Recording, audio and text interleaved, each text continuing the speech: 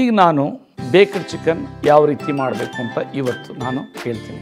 ಏನು ಬೇಸಿಕ್ ಮಸಾಲ, ಹಸಿಮೆಣಸಿನಕಾಯಿ, ಬೆಳ್ಳುಳ್ಳಿ, ಶುಂಠಿ, ಕೊತ್ತಂಬರಿ ಸೊಪ್ಪು ಇವೆಲ್ಲ, ಮತ್ತೆ ಬೇರೆದೇನು ಬೇಕಾದ್ರೂ ಹಾಕ್ಬೋದು. ಮಸಾಲ, ಟೊಮ್ಯಾಟೊ, ಈರುಳ್ಳಿ ಮತ್ತೆ ಎಲ್ಲ ಹಾಕ್ಕೊಳ್ಬೋದು. ಎಲ್ಲ ಮಾಡಿ ಆ ಮಸಾಲಾನ ಜಸ್ಟ್ ಅರ್ಧ ಟೀ ಸ್ಪೂನ್ ತುಪ್ಪ ಅಥವಾ ಬೆಣ್ಣೆ, ಅರ್ಧ ಟೀ ಸ್ಪೂನ್ ಅಂದ್ರೆ 1 kg ಮಾಡ್ಬೇಕಂದ್ರೆ ಅರ್ಧ ಟೀ ಸ್ಪೂನ್ ಸಾಕು. ಅದರಲ್ಲಿ ಅದನ್ನ ಬೇಸಿಕ್ ಇಂಗ್ರೀಡಿಯೆಂಟ್ಸ್ ಏನೇ ಹಸಿಮೆಣಸಿನಕಾಯಿ, ಈರುಳ್ಳಿ ಇದು ಮಾಡಿ ಅದರಲ್ಲಿ ಮಸಾಲೆ ನಾನು ಹೇಳಿದ್ನೆ ಹಾಕಿ ಚೆನ್ನಾಗಿ ಅದು ಬಾಯ್ಲ್ ಆಗಿ ಅದರಲ್ಲೇನೆ ಚಿಕನ್ ಹಾಕ್ಬಿಟ್ಟು 1 ವಿಷಿಲ್ ಹೊಡೆದ್ರೆ ಆಟೋಮೆಟಿಕ್ಲಿ ಅದೆಲ್ಲಾನು ಅದರಲ್ಲಿ ಇದಾಗುತ್ತೆ. ಆಮೇಲೆ ಕಡಾಯಿನಲ್ಲಿ ಡ್ರೈ ಮಾಡಿಬಿಟ್ರೆ ಬೇಕಾಗುತ್ತೆ, ಟೇಸ್ಟು ಇರುತ್ತೆ. ಆಮೇಲೆ ಆ ಒಂದು ಚಿಕನ್ ಇರೋ ಎಣ್ಣೆದಲ್ಲೇನೆ, ಚಿಕನ್ ಅಲ್ಲಿ ಇರೋ ಎಣ್ಣೆನಲ್ಲೇ ಅದು ಕರೆಕ್ಟ್ ಆಗಿ ಇದಾಗುತ್ತೆ. ಆದ್ರೆ ಜಾಸ್ತಿ ಕ್ವಾಂಟಿಟಿ ತಗೊಳ್ಬಾರ್ದು. ಇದು ಸ್ಕಿನ್ ಇರಬಾರ್ದು, ಚಿಕನ್ ಅಲ್ಲಿ ಸ್ಕಿನ್ ಔಟ್ ಇರಬೇಕು.